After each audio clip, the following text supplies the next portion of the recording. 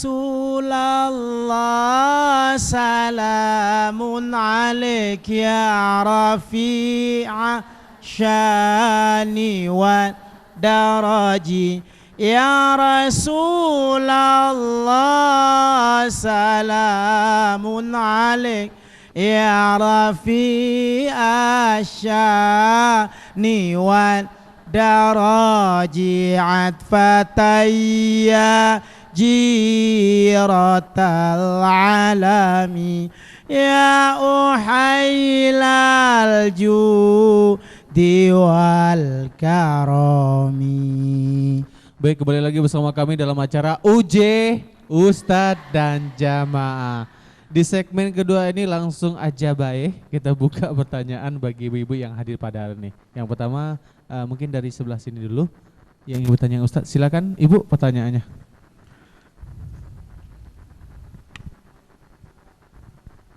Waalaikumsalam warahmatullahi wabarakatuh.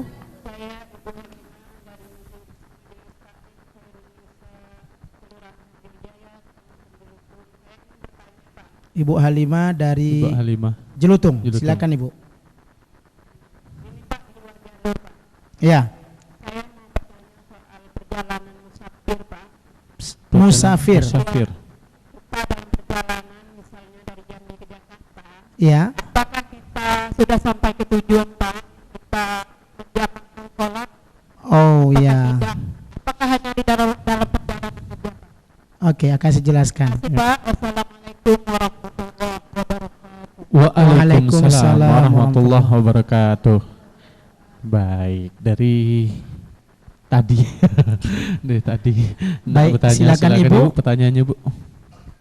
Assalamualaikum warahmatullahi wabarakatuh. Waalaikumsalam warahmatullahi wabarakatuh. Ibu Rogaya. Ibu Rogaya. Palmerah. Lingkar Selatan, Kecamatan Palmerah. Silakan Ya. Ibu. Nama camat siapa Bu? Nama camat Palmerah. Bu Mursidah. Ya, silakan. Bu Mursidah. Ya, silakan Ibu. Silakan Ibu. Saya kalau kita mau kirim doa arwah-arwah, Yo. apakah cukup dengan ahli bait atau kita sebut namanya satu persatu? Mana yang lebih afdal? Assalamualaikum warahmatullahi wabarakatuh. Waalaikumsalam warahmatullahi wabarakatuh. Ya, kalau disebut namanya banyak, saya ya Bu. Yang di sini, silakan Bu. Silakan Ibu. Ya. Duduk boleh, tegak boleh, baring boleh. Ya. Silakan Ibu. Assalamualaikum warahmatullahi wabarakatuh. Waalaikumsalam warahmatullahi wabarakatuh. Saya dari BKMT Danau Sipin, Kecamatan Danau Sipin. Ibu? Ini Kecamatan Baru. Ibu siapa, Nama Bu? saya Ibu Sri Lestari. Sri Lestari. Ya. Begini Pak Ustaz, Ya. ada yang saya ingin tanyakan Apa tuh? karena mungkin keluar juga dari jalur. Silakan Ibu. Yang saya ingin tanyakan, bagaimana hukumnya seorang suami, Suami. seorang suami Iya. yang tidak mau berjamaah dengan istrinya atau keluarganya di rumah. Apa jemaah apa tuh Bu? Sembahyang. Sholat berjamaah. Iya, sholat dong saya. Iya. Sholat berjamaah. Ya kalau sholat sendiri-sendiri gitu. Apakah hukumnya? Apakah itu Oh, berdosa? jadi sholatnya sendiri, tidak juga ke masjid, Bu? Oh. Dia sering ke masjid, tapi kalau pas di rumah, Dia udah dos jamaah dengan keluarga udah. Oh, Dia udah diajaknya gitulah ya. nah ya, Enggak diajak lagi. dia sholat dewe-dewe gitu lah. Iya. Iya. Warahmatullahi wabarakatuh. Waalaikumsalam warahmatullahi wabarakatuh. Ini jamaah. Ada satu lagi Pak ya? Oke, silakan sini. Silakan Ibu. Tanyanya. Tapi sebelumnya yang bertiga ini dari mana Bu? Oh sama ya. Kalau BKMT lain ya. Oke. Waalaikumsalam warahmatullahi wabarakatuh. Hidup.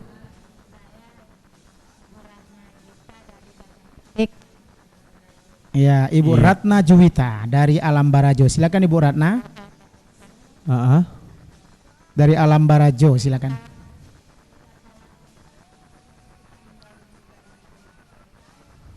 Kita zuhur duluan boleh gitu Pak. Sholat zuhur Ya, pada hari pas Jumat, ya, ya. Pak. Bagi perempuan, Ya, saya akan bagi jelaskan perempuan Pak ya. Iya. Sekian Pak, terima kasih. Wassalamualaikum warahmatullahi wabarakatuh. Waalaikumsalam warahmatullahi wabarakatuh. 4 dulu Pak. Nanti sebelah sini nanti Ibu ya. Baik. Pas maghrib kayak gitu. Ada Silakan. Ada 4 pertanyaan. Pertama Ibu Halimah dari Jelutung, musafir. Ibu, dalam Al-Quran Allah subhanahu wa ta'ala berfirman, فَإِذَا ضَرَبْتُمْ فِي الْأَرْضِ فَلَيْسَ عَلَيْكُمْ جُنَاحٌ أَن تَقْصُرُوا مِنَ الصَّلَاةِ. Apabila di perjalanan di muka bumi, tidaklah dosa bagimu untuk mengkosorkan sholat. Ibu ya, maka kalau kita dalam perjalanan berarti kita boleh mengkosorkan sholat, tanda kutip. Perjalanan yang dimaksud adalah perjalanan yang ada batas kilometernya.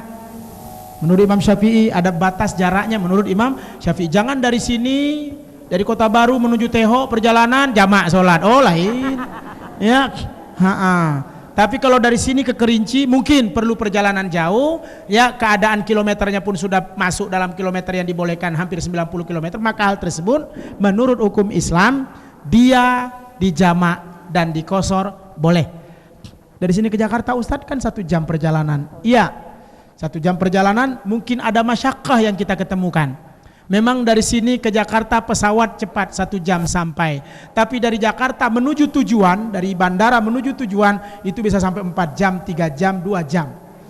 Ibu ya, saya dari Cengkareng itu menuju ke Lebak Bulus itu bisa sampai 2 jam paling lambat.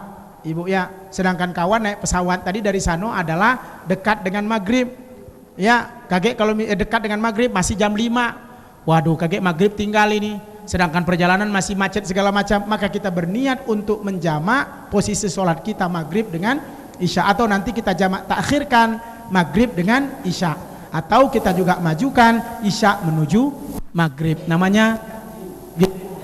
Maka musafir atau perjalanan jamak dalam sholat itu ada ketentuan hukum menurut fikihnya.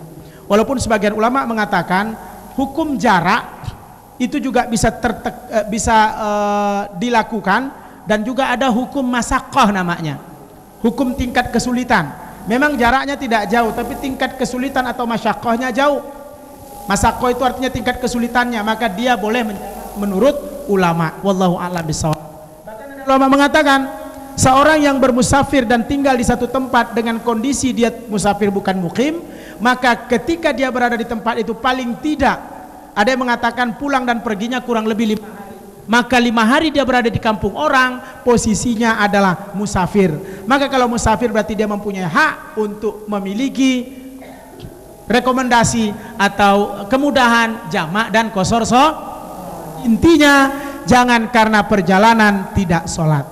Karena memang dalam fikih dikatakan ya, bahwa yang disebut dengan al-musafir atau as-safar atau perjalanan itu qit'atun minal azab, bagian daripada azab, tanda kutip memang meletihkan, mencapaikan, apalagi yang pemabuk dalam perjalanan ya. Jadi begitu, ada kondisi hukum yang menentukan. Maka kalau jaraknya kita mampu untuk melakukan adaan secara tunai dengan waktunya, itu mungkin baik. Kemudian kalau kita mau jamak, itu juga tidak berarti mengurangi kondisi baik sholat kita, insya Allah. Jadi Ibu boleh dijamak dan dikosor apabila kalau Jakarta itulah termasuk jauh ya, apalagi kondisi masyaqqah, kita di sana hanya beberapa hari, tinggal di hotel, repot pula lagi dan segala macam.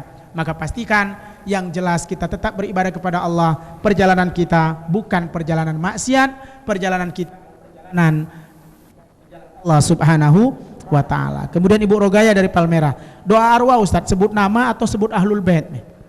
Apa yang mana yang terbaik? Ibu, dua-duanya itu baik, karena kita nyebut tidak nyebut Allah itu maha tahu. Allah maha tahu, cuman kita ingin nyebut ahlul bait itu supaya orang yang baca ya doa untuk siapa ini. Terkadang ada juga ya marah Bu ya, misalnya nama bapaknya disebut, nama bapak istrinya disebut, marah dia, padahal maksudnya sama be. Akhirnya disebut nggak lo, mulai dari datuknya, neneknya, waduh. Sehingga yang baca Ummul Quran itu kebingungan, cemana kok? Bayangkan kertasnya 2 lembar, ila hadratin Nabi Musa, wa khususon lil marhum, seko 2, 3, 4, 5 matan baca seko. Ini orang bilang, oh Jo, kapan makannya kok lama nyebut nama we? Nah itu.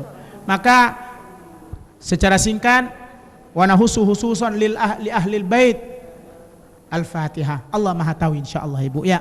Jangan pula nanti li ahlil bait. Wah kakek siapa? Itu yang dikasih pahala oleh malaikat. Allah Maha tahu insyaallah. Mau disebut baik tidak pun tidak bermasalah. Yang jelas niat kita mendoakan seseorang tercatat oleh Allah Subhanahu wa ta'ala. Lalu berikutnya Ibu Sri Lestari dari Danau Sipin, suami tidak mau jamaah Ustaz, maunya sembahyang dewek-dewek. Kalau tidak jamaah di rumah dia pergi ke masjid, itu memang anjuran Rasulullah karena laki-laki sholat di masjid. Tapi ingat Bu, ada seorang sahabat saking tidak maunya dia meninggalkan istrinya di rumah.